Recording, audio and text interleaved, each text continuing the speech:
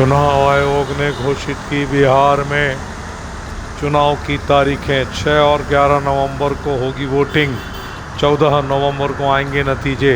देखिए, इंतज़ार की घड़ी ख़त्म हुई।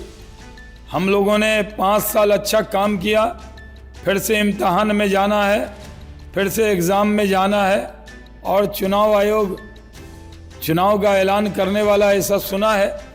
हमें बहुत खुशी है क्योंकि डबल इंजन की सरकार ने काम करके दिखाया है और फिर से हम लोग सत्ता में आएंगे।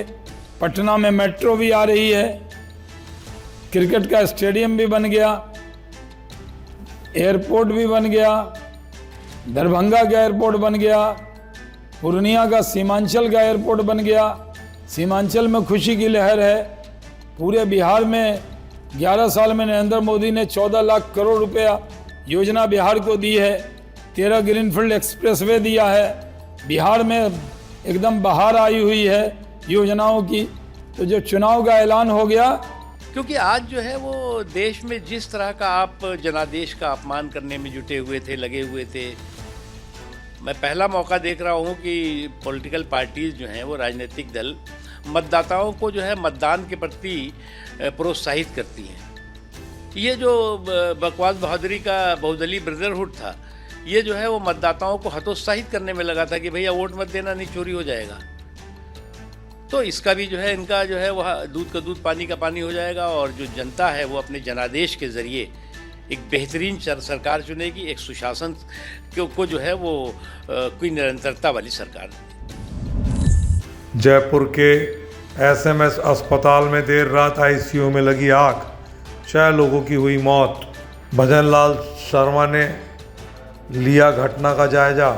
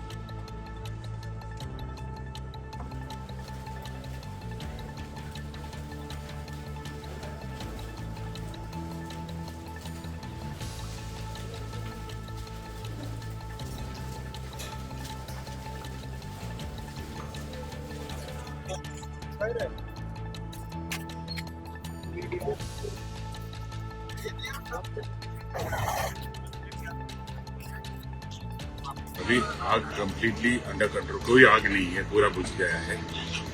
लेकिन वो न्यूरो आईसीयू वार्ड है वो कम्प्लीटली खराब हो गया है, आग से पूरा खराब हो गया है, तो फॉल सीलिंग तक गिर गया है।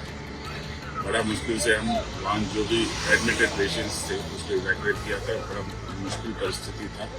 हमारा जो जाता था और हॉस्पिटल का जो स्टाफ था वो काफ़ी प्रयास किया, मेहनत किया जितना जल्दी हो सकते उतना जल्दी हम उनको वहाँ से आस-पास के वार्ड्स में शिफ्ट किया और उसका पता चल जाएंगे आफ्टर FSL इन्वेस्टिगेशन। हो सकता है शॉर्ट सर्किट मुझे उसका अधिकारी कोई सूचना है नहीं, क्योंकि हम पूरी टाइम रेस्क्यू ऑपरेशन में व्यस्त हैं। कोलकाता चौथी बार बना देश का सबसे सुरक्षित शहर। बीजेपी ने उठाए सवाल। नेशनल क्राइम रिकॉर्ड ब्यूरो की ताज़ा रिपोर्ट ने किया खुलासा। 20 लाख से ज्यादा की आबादी वाले 19 प्रमुख शहरों में अपराध दर के मामले में कोलकाता सबसे नीचे यानी सबसे सुरक्षित पाया गया है। ये लगातार चौथा साल है जब कोलकाता ने ये खिताब बरकरार रखा है। वहीं NCRB की रिपोर्ट को लेकर बीजेपी सांसद प्रवीण खंडेलवाल ने कहा है कि कोलकाता सुरक्षित है, अच्छी बात है, लेकिन पीएम मोदी के नेतृत्व में पूरा भारत सुरक्षित है। देखिए, जो भी डाटा आया है वो डाटा सब कुछ कहता है, किंतु केवल कलकत्ता ही क्यों, प्रधानमंत्री नरेंद्र मोदी जी के शासन में पूरा देश सुरक्षित है। फिर चाहे वो आंतरिक सुरक्षा का मामला हो या बाहरी सुरक्षा का मामला हो। NCRB की रिपोर्ट के बाद सत्ता पक्ष और विपक्ष में बयानबाजी शुरू हो गई है। विपक्षी दलों के नेताओं ने रिपोर्ट को लेकर बीजेपी पर हमला बोला है। इस दौरान उन्होंने कहा है कि अगर कोलकाता के सुरक्षित होने पर इतना ही दुख हो रहा है तो जहां बीजेपी की सरकार है उन राज्यों को सुरक्षित क्यों नहीं करते। भारतीय जनता पार्टी के साथ दिक्कत ये है कि अपने जो राज्य में जहाँ पे उनका शासन है वहाँ पे तो सुरक्षा दे नहीं सकती है। हर लिमिट पार की है महिलाओं की सुरक्षा को लेकर, चाहे वो मध्य प्रदेश हो, चाहे वो बाकी सारे राज्य हों, चाहे वो उत्तर प्रदेश हो।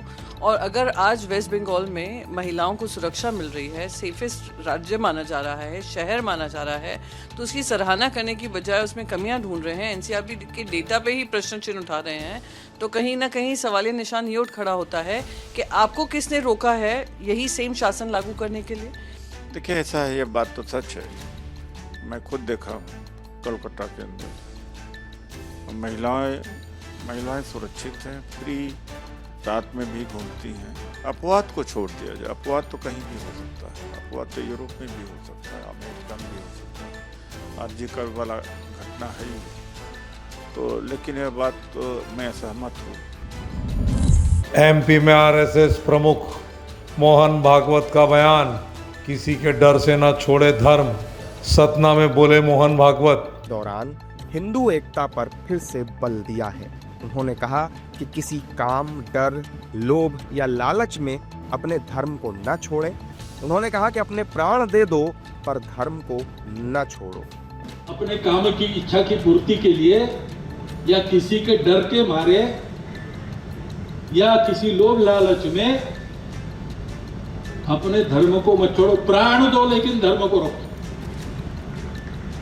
ये एक स्वधर्म है, अपने देश का स्वधर्म है। मेरा अपना व्यक्ति धर्म भी मेरा स्वधर्म है। गुरु स्व को दिखाते हैं। अगर हम देश के स्व को समझे तो अपना व्यक्तिगत स्वधर्म भी ध्यान में आता है, क्योंकि स्व एक ही है। देश का स्व और मेरा स्व अलग नहीं है। और गुरु जिनको उनके व्यक्तिगत स्वधर्म का बोध करते हैं, उस बोध में सारे विश्व के धर्म का बोध होने के कारण उनको अपने राष्ट्र धर्म का स्व भी समझ में आता है। और इसलिए देखिए, स्वतंत्रता की लड़ाई हुई 1857 में हुई, संत महात्मा भी उसमें थे। अरे वो तो आध्यात्मिक लोग हैं। राम नाम जपो भाई, इधर क्यों आए लड़ाई झगड़े में? अरे राम नाम जपने से वो कहता है राम नाम कि लड़ाई झगड़े का समय समाज का, राष्ट्र का है, उधर जाओ।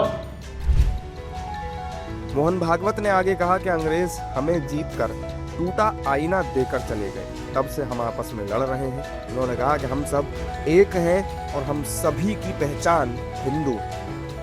हम एक टूटा हुआ आईना देखकर अपने आप को अलग मान रहे। स्वामी जी ने कहा ना, एकता चाहिए।